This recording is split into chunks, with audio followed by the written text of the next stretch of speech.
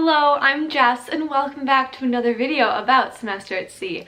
This one has been highly requested, so I hope you guys enjoy it and that you find it helpful for planning and budgeting your own voyage. But this video is the real cost of semester at sea, adding up all of your expenses and telling you how much it's actually going to cost you to go on this voyage. So as I go through these numbers, some of the values have like a range of expenses. So if you spend less in one category, it could cost you like $100 while it will cost someone else $500.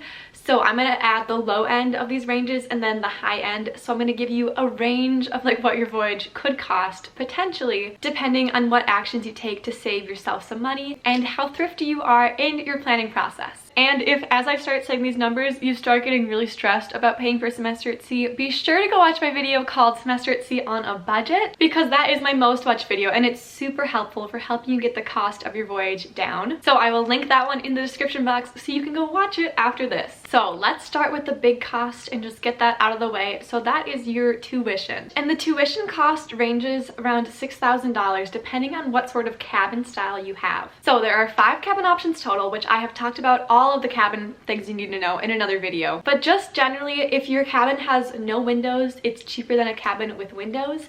And if your cabin has 3 people instead of 2 people, that option is cheaper than a cabin for just 2 people. So the least expensive cabin option that you can have, and the one that's going to give you the lowest tuition, is going to cost $26,874. And then the most expensive option is $32,874. And just so you know, I think these numbers are based off of the spring 2021 voyage costs. So if you're watching this in the future, I don't think they changed that much because I think that my voyage costs were basically the same, but they might change in the future based on inflation. So just really quickly, watch my cabin video if you want more information. It'll be linked below. But when you're deciding which cabin you want to choose, you really need to think about if you think you're going to get seasick or not, because if you're going to get seasick, you definitely want a cabin with a window, because that will help keep you leveled and have some sunlight streaming in and not just have you in a dark box where you feel even sicker. And then just also be aware that if you're in a triple instead of a double, you still have the same amount of closet space as if you were in a double. So you're probably going to need to bring less clothes because you'll have to be sharing that amount of closet space between 3 people instead of 2. And then the last thing I'm going to say about this is that if you like your alone time, you're going to want to live in a double instead of a triple. And it can be really hard to have alone time on the ship because there's not really many places you can go to get away from people. There's always people around. So you're going to have a better chance of your roommate being out of the room if you're in a double than having 2 roommates out of the room if you're in a triple. So just be aware of that as well. So here are our totals so far,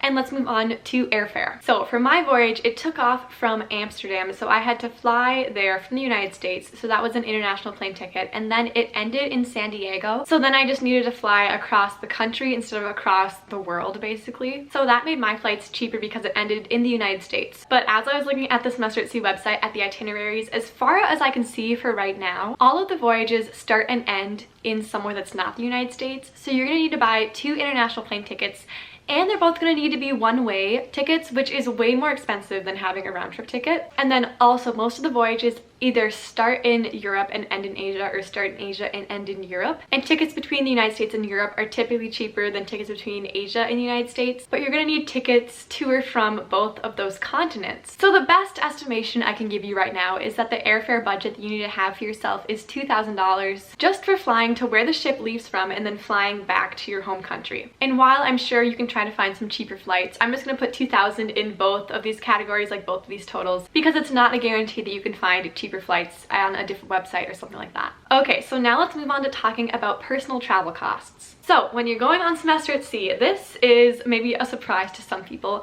but nothing is going to be planned for you. So the tuition cost that you're paying does not pay for like any field programs or any like planned travel within the countries you're going to. You're basically going to dock in a country and they're gonna be like, bye, like have fun, and then you can do whatever you want for 5 days and then come back to the ship and leave and go to the next country. So you're gonna have to figure out your own travel plans and the costs that you want to pay for those. And the 2 options you have here are field programs or independent travel. And I have made a video comparing these 2 options. So I'm just gonna link like all relevant videos I can think of in the description box so you can watch those after this. But I did 95 25% independent travel, and that was a cheaper option for me. So let's talk about my fees first. So I would say that I traveled generally really cheaply, and I spent some nights sleeping on the ship in every country I went to, and ate some breakfasts or dinners or like meals on the ship as well to save money. And I didn't buy too many like crazy amounts of souvenirs, and I did a lot of like free walking tours or just exploring on my own with my friends when I was in different cities, and we stayed in Airbnbs or hostels for $10 a night instead of like fancy hotels. So I would say we traveled pretty cheaply compared to a lot of different people on this voyage. So just generally, for those of you who are wondering, I spent between $100 and $300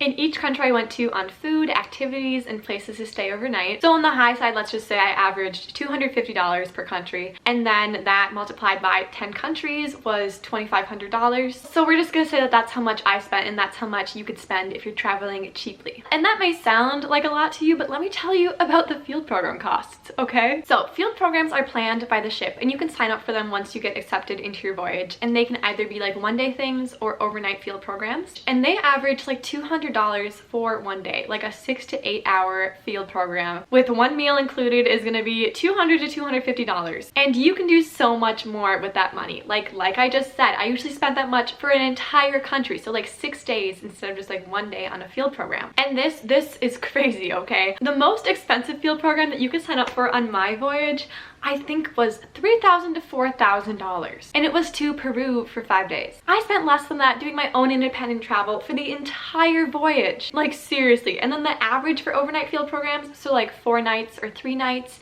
in like the desert or something in Morocco or on the Galapagos Islands, those average $1,500 to $3,000, and that's how much I spent for the entire voyage. So you really need to think about what kind of travel you're gonna be doing in the countries, because you can save yourself a lot of money by not going on field programs, or you can do the ones that were planned for you and save yourself a lot of like stress if you think it's gonna be hard to plan your own travel. But I promise it's not. It's really fun. But just for adding up our totals, we're gonna say that if you did a lot of field programs on this voyage, you're gonna spend $10,000. Honestly, it would be more if you did all field programs, but that is the number we're gonna add to the expensive total for right now. And then if you're traveling on your own and doing your own travel like I did, I'm gonna add $2,500 to your total. And hypothetically, you could spend less than this, I think, if you really budgeted it out.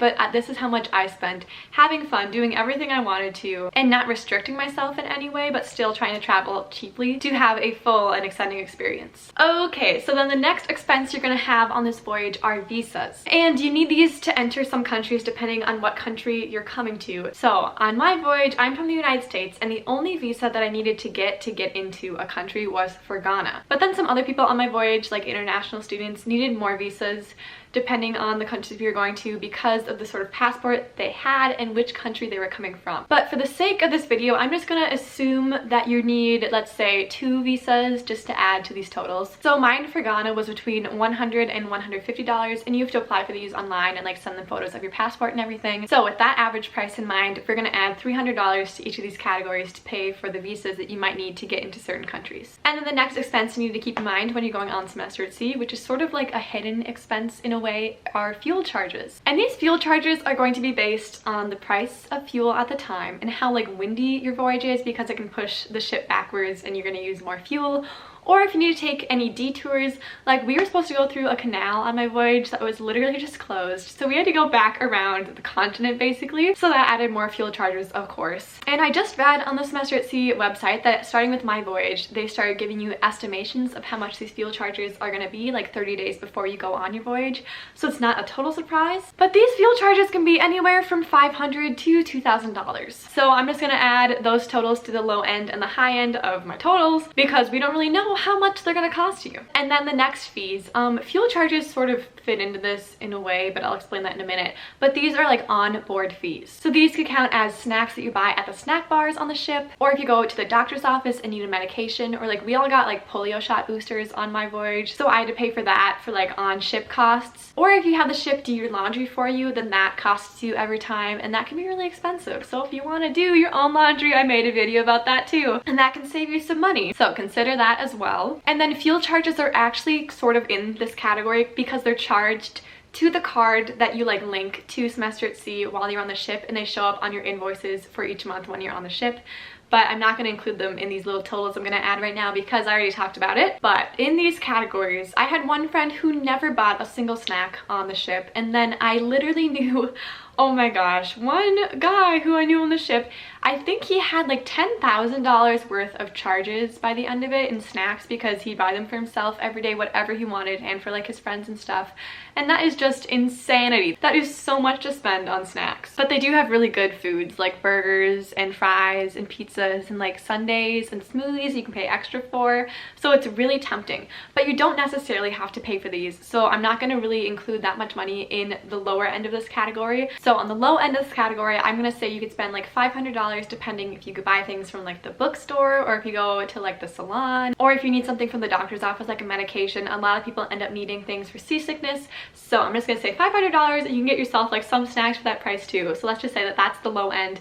And then in the high end, I'm not gonna go up to $10,000 because I feel like that was also an anomaly. But I did know people who got iced coffees and things every day as well, and that was like a $4 charge every day, and then they get smoothies later on. So I am gonna say like $4,000 for the high end. And if you spend more than that, that's your decision, no judgment, but that is just the number I'm gonna use for these totals. And then the next fee to think about for semester at sea and expense you're gonna need to add is for immunizations. That word is really hard for me to say. I honestly don't even know if I said it right, but the shots that you need to get on the ship. Immunizations, that's right, I think. But depending on your insurance, these could cost a lot because I think I needed like 5 shots to get on the ship, but you do need quite a few shots. Like you need one for yellow fever, and I think maybe there's like a malaria shot, and you might need like updated tetanus shots and stuff. So if you have insurance, I don't think that they cost this much. I was trying to ask my mom if she remembered, and she said that with our insurance, each one cost like $20 to $30. So around $100 in fees for this category.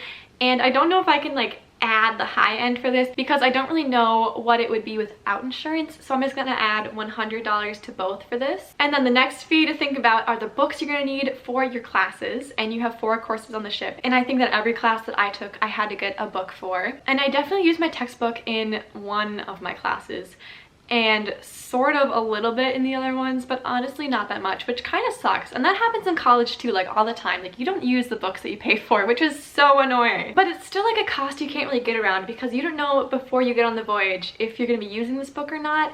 And if you don't get it before you go on the voyage, like there's not anywhere to get it because you're traveling to different countries. You can't like just order it on Amazon. It's a little bit complicated when it comes down to it. But with some courses, they have these textbooks in the library on the ship. So you might be able to go there and use like the one copy they have, but I wouldn't bet on this because with some courses they do not have these books in the library. And also they're sort of hard to like download once you're on the voyage, once you go to your first class, because you don't have good Wi-Fi to do this.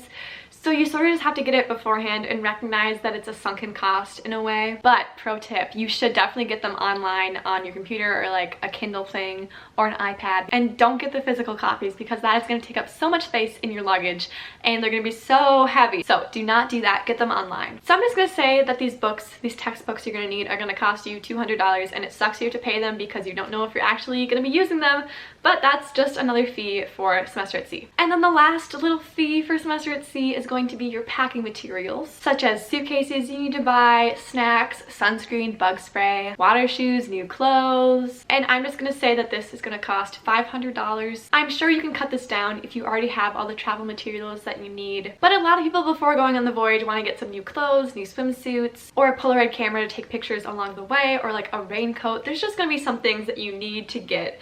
And for sure you're gonna wanna bring snacks with you and sunscreen, obviously. Oh, and you need to get like toiletries and stuff, like shampoo, conditioner, and toothpaste and everything to bring on your voyage. So I'm just gonna say $500 for both of these totals because you're gonna need some stuff before you go on the voyage, even if you don't think that you do. Okay, so it's time for some totals. So on the cheap side, if you're traveling cheaply, packing intelligently, and not overspending on the ship, you could go on semester at sea for around $33,574. Woo! And then the total for the more expensive side that I came up with, and honestly, people spent way more than this on my voyage, but this is just like a generally more expensive option. The total would be $51,874. So not cheap, but there are ways you can cheapen this voyage. Like I mentioned, my really good video about semester at sea on a budget that I made will tell you about scholarships you can get and how you can work on the ship as a student assistant, and that takes $4,000 off of your tuition, which is honestly super nice. And you can pack your own snacks so you don't have to buy them at the snack bars,